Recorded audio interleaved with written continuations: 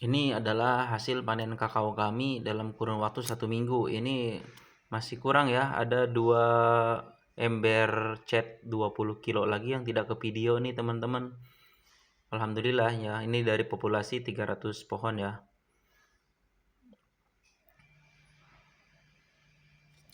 Bismillahirrahmanirrahim. Assalamualaikum warahmatullahi wabarakatuh. Kembali lagi di channel Santripreneur. Kali ini kita akan melakukan update atau kita melihat perkembangan kakao kita atau keadaan kakao dan kebun kita di bulan April 2026 ini atau di akhir musim penghujan. Nah, ini masih kondisi hujan ya, semalam terjadi hujan cukup deras sehingga memang lahan kita ini terjadi basah ya.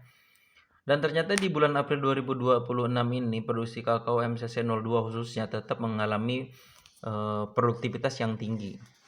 Sehingga kami bisa melakukan panen dalam waktu siklus 1 minggu 1 kali dengan kakao kering yang kami dapatkan adalah 7 sampai 10 kg per minggu dari populasi 300 pohon sampai 350 pohon.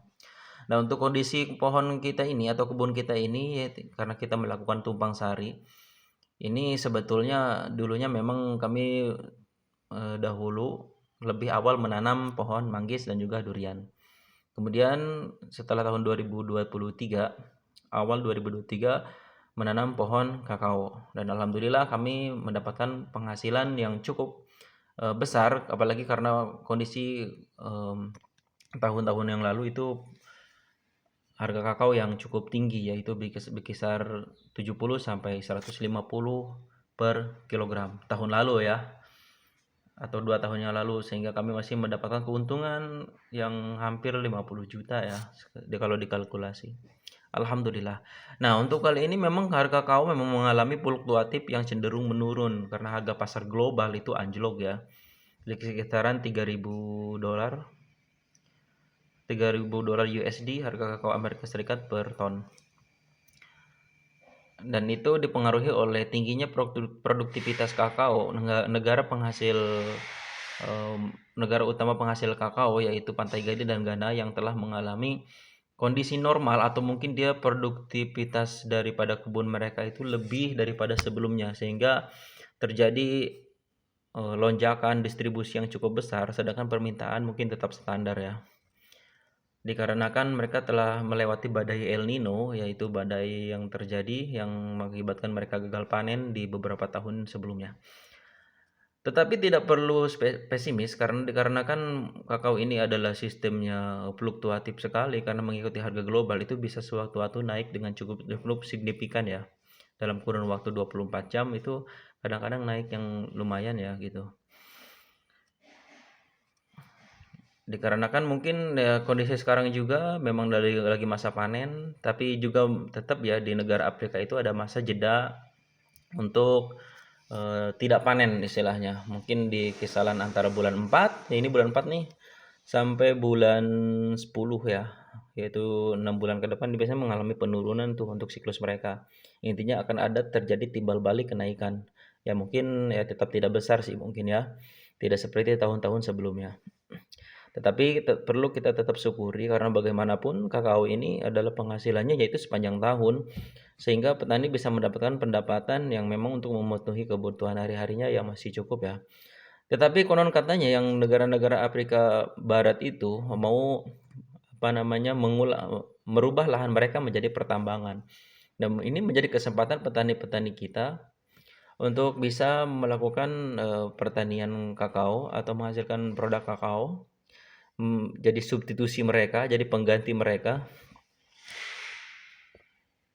untuk memproduksi kakao dunia. Tapi itu beritanya masih ini ya, karena emang namanya jadi tambang ya, nggak serta-merta semuanya habis ya. Dan beritanya juga masih eh, belum betul-betul valid ya, karena saya juga hanya sebatas membaca daripada beberapa sumber gitu.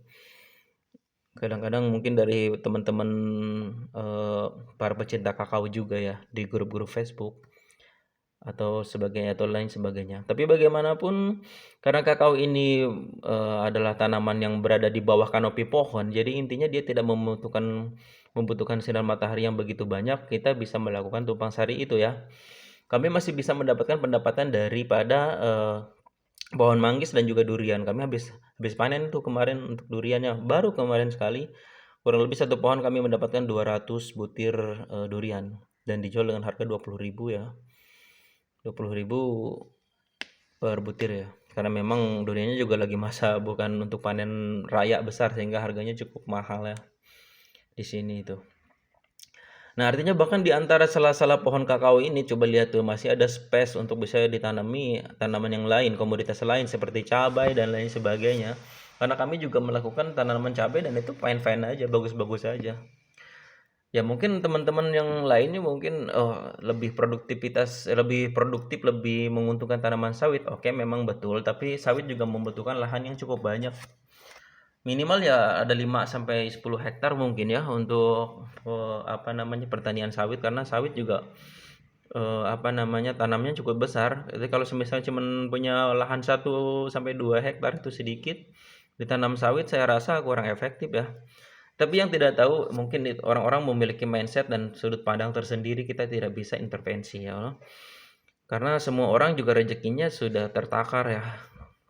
Kembali kepada rezeki dari Allah Subhanahu wa taala, tapi daripada itu kita sebagai manusia tetap selalu berusaha karena ikhtiar itu adalah kewajiban manusia dan takdir adalah bagian daripada hakikat Allah Subhanahu wa taala.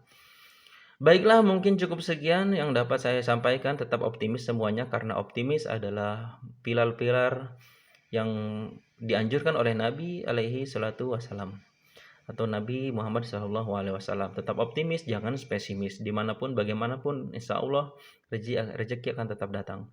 Billahi taufiq wal hidayah. Wassalamualaikum warahmatullahi wabarakatuh.